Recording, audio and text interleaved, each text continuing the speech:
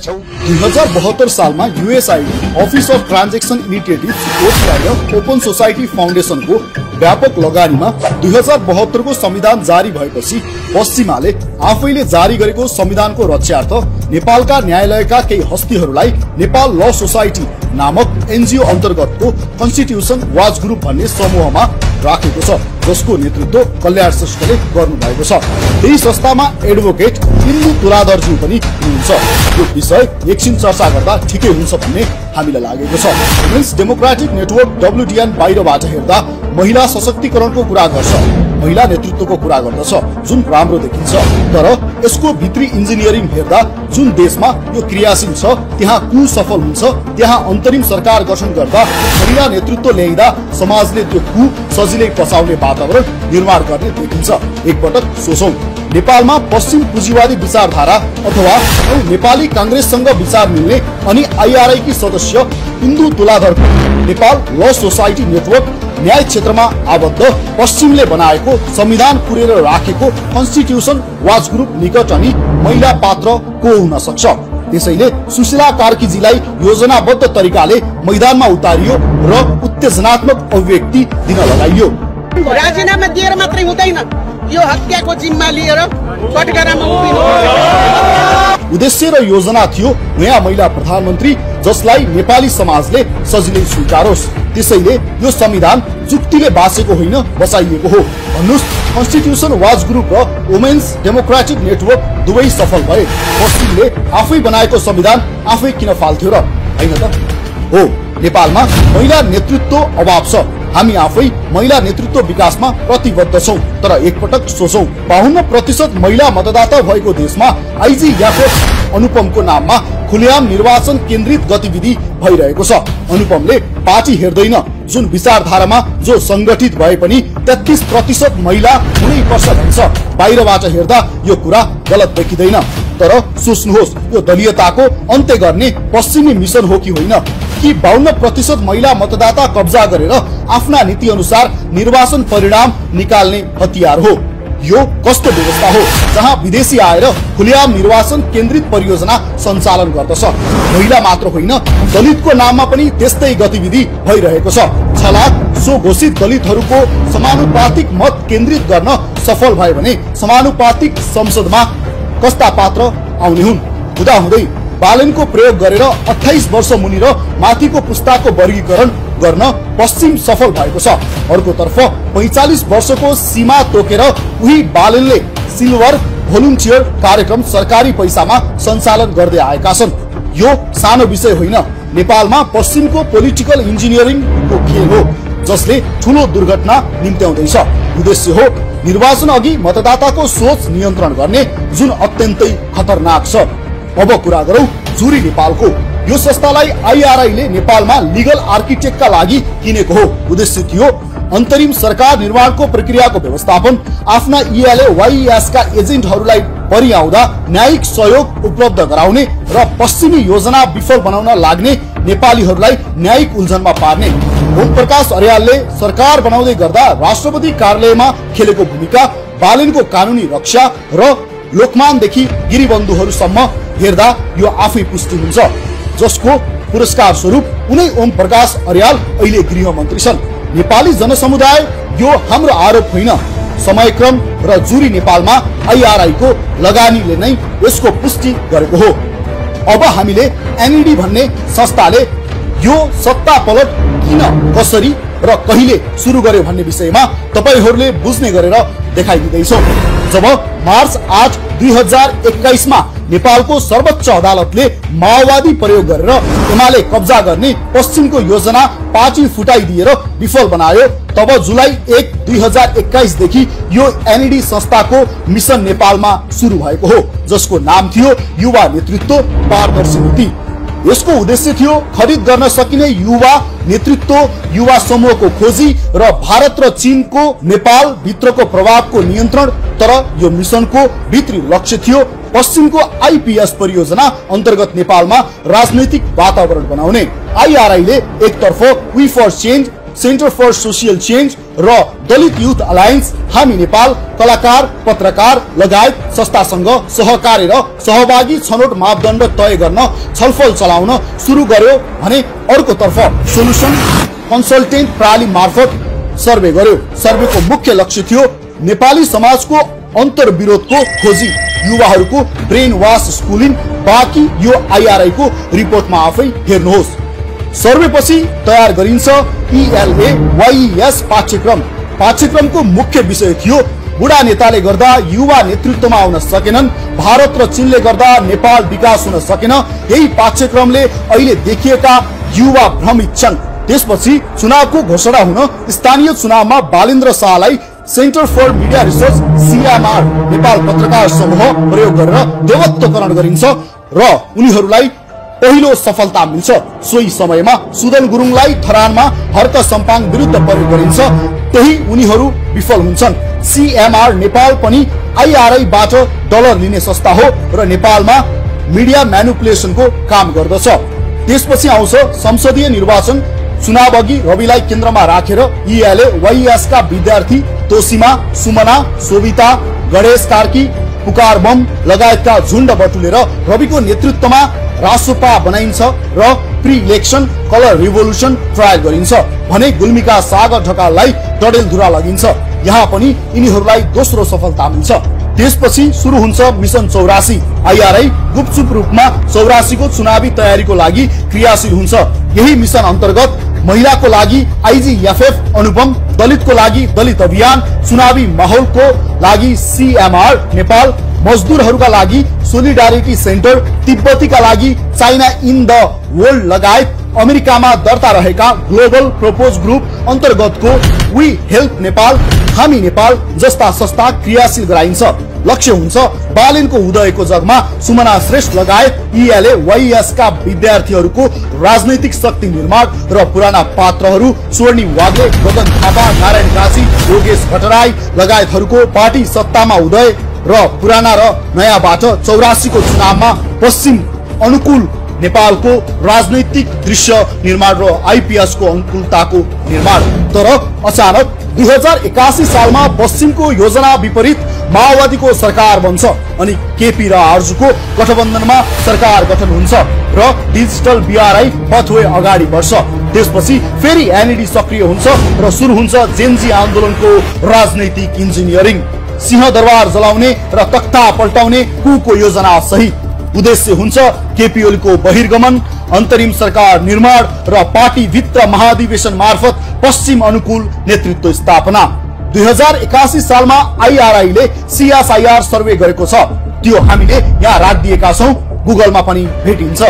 खास गरी देशका सुरक्षा विज्ञले त्यसको विश्लेषण गर्नु अत्यन्त जरुरी छ।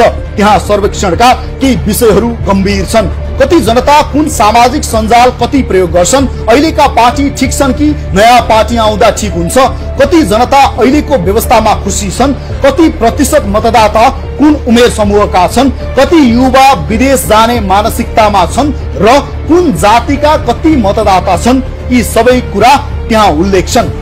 पश्चिमले यस्तो डेटा संकलन र विश्लेषण गरेर मात्र सत्ता परिवर्तनको राजनीतिक इन्जिनियरिङ गर्ने गर्छ, जुन कुरा हाम्रा संयन्त्रले थाहा नै पाउँदैनन्। जेनजी आन्दोलनको डिजाइन यही संस्थाले यही सर्वे डाटाको आधारमा गरेको हो। सबैले एकपटक यो विषय गम्भीर भएर हेर्नुहोस्। यही सर्वेक्षणको नतिजा हेर्ने हो भने 58% जनता मात्र यो व्यवस्थाको साथमा छन्। 42% जनता 2081 सालमै व्यवस्था परिवर्तनको पक्षमा थिए। अहिले यो नाङ्गो वैदेशिक हस्तक्षेप र INGO को सरकार देखेपछि यो अभिमत बढेर 80% जनता व्यवस्था परिवर्तनको पक्षमा पुगेका छन्। त्यसैले पनि अबको परिवर्तनमा साथ दिन हामी सुरक्षा संयन्त्रलाई अपील गर्दछौं। हामीले बिर्सन नहुने कुरा के हो भने बालेनको सिंहदरबार जलाउने धम्की र CSIR IRI अन्तर्गत द्वारा गरिएको 2024 को सर्वेक्षणको समय आपसमा मेल खान्छ। 3 सेप्टेम्बर 2025 मा सकिएको केपी ओलीको चीन भ्रमणमा भएका हरकत, हुवाईलाई नेपाली टेलिकमको बिलिङ सिस्टम ठेक्का लगायतका कारण र पश्चिम यापहरूको प्रतिबन्धको प्रतिशोध लिन भाद्र 23 र 24 गतेको अपरेसन गर्न NED लाई सजिलो भयो। हामीले अघिल्लो भिडियोमा एकाउन्टेबिलिटी ल्याब, फ्रिडम स्टुडियो लगायतका संस्थाले कसरी नेपो बेबी ट्रेन्ड चलाए भन्ने देखाइसकेका छौं। त्यो भिड जम्मा गर्ने कार्य थियो। त्यो दिन 33% फेक आइडीहरूको प्रयोग भएको इजरायली अनुसन्धानकर्ताहरूले पुष्टि गरेका छन्। नमस्ते युवा साथीहरू, मेरो नाम निश्चल खराल हो र म फ्रिडम स्टुडियोको संस्थापक हुँ र यो संस्थालाई नेतृत्व पनि गर्छु। फ्रिडम स्टुडियो एउटा यस्तो सामाजिक संस्था हो जसले चाहिँ युवाहरूको आवाजलाई बुलन्द बनाउनको लागि सशक्तिकरणको काम गर्छ, युवाहरूलाई चाहिँ इम्पावर गर्ने काम गर्छ। र हाम्रो नितान्त भनेको युवाहरूलाई सशक्तिकरण गर्ने, युवाहरूको मन हौसला अगाडि बढाउने र त्यसमा परिवर्तन गर्ने। म के भन्न चाहन्छु भने यङ पिपुललाई इन्भेस्टमेन्ट चाहिन्छ र हामी त्यो चाहिँ क्रिएट गरौँ न त, इन्भाइरोमेन्ट क्रिएट गरौँ भनेर लागिरहेको र त्यसमा कुनै पनि रिग्रेट छैन मलाई। र आइ एम भेरी ह्याप्पी कि जुन चाहिँ जेनजीको प्रोटेस्टबाट जुन चेन्ज आएको छ, आइ एम सो ह्याप्पी होइन, एकदम राम्रो भएको छ।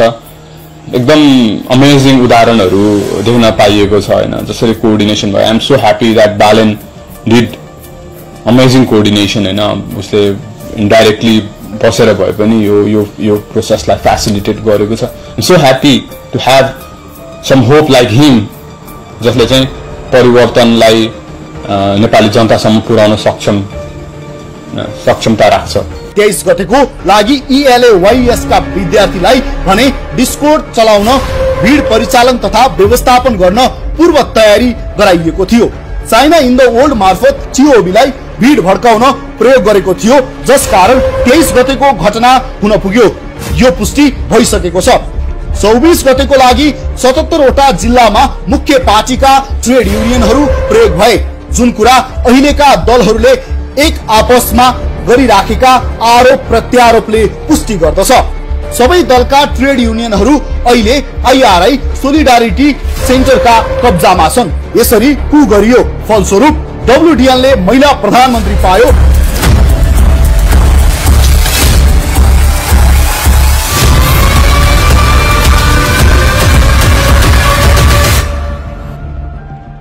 जुरी नेपालले गृहमन्त्री पायो, बारबाराले संचार मन्त्री पायो। यो सरकारले दुई काम गर्यो।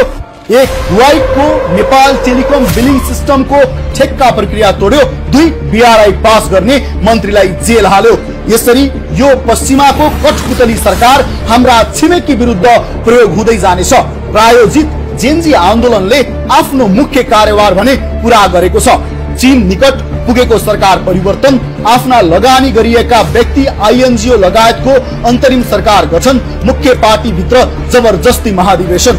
यहाँ पनि ELAYS को योजना आफ्नै लगानीमा बनाएको 72 को संविधान भित्रबाट अन्तरिम सरकार गठन, रोड म्याप, सेनासँग वार्ता र सांसद विघटनको एक मात्र बाटो र 24 गते साँझ बालेनको सोही सेनासँग वार्ता र संसद विघटन एजेन्डा स्टाटस मार्फत आउनु पनि संयोग नै होला।